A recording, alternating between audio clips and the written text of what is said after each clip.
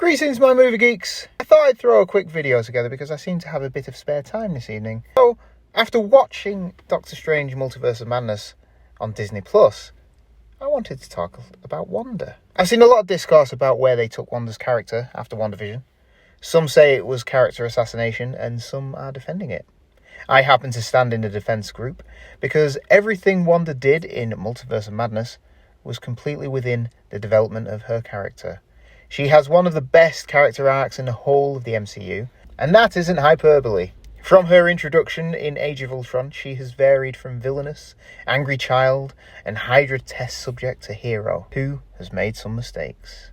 Losing her parents being taken by Hydra and tested on using an Infinity Stone, to losing her brother and fighting against Ultron with the Avengers. Civil War sets her up as the catalyst for the rift between Cap and Stark, to the point that she doubts herself, being called a weapon of mass destruction by Stark.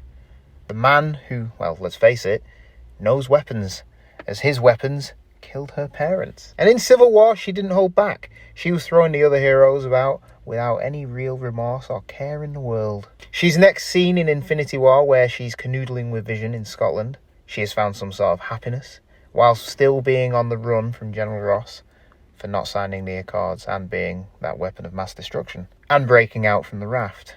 She's forced to sacrifice Vision in what is an excellent scene that shows that she will do what it takes for the greater good. The greater good. But it's all for nothing, as Thanos is able to reverse time and bring Vision back, only for Thanos to rip the stone from his head. He took everything from her, everything she had, her happiness, and then she was snapped away.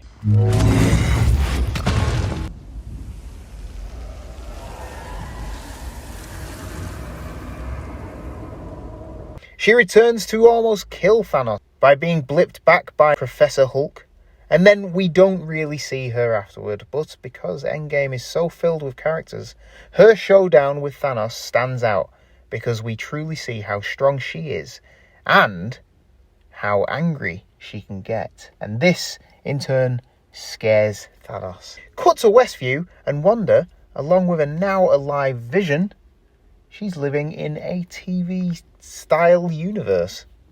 And it turns out, in an act of complete anguish and grief, she has created a town based on the shows she grew up with. The shows that she saw as a child when she was surrounded by her family, loved and safe. It's a perfect representation of what she sees as her safe place. And probably the only happy memories she has before her parents died. WandaVision ends with Wanda discovering she is possibly the most powerful being in the whole world. And the closing moments of WandaVision show Wanda is projecting herself whilst also delving into the Darkhold. And it's this post-credit scene that clearly shows where Wanda's character is going. And this is where Multiverse of Madness kicks off from. Well, kind of. Instead of introducing a new character to be a villain, they perfectly develop Wanda into the most powerful and scariest villain the MCU has ever seen. And this is thanks to the direction of Sam Raimi. Having Wanda try to find her kids and take the power from America Chavez, it is the perfect direction for her character. No, I take it back. The song the kids sing is the most scariest thing in the MCU.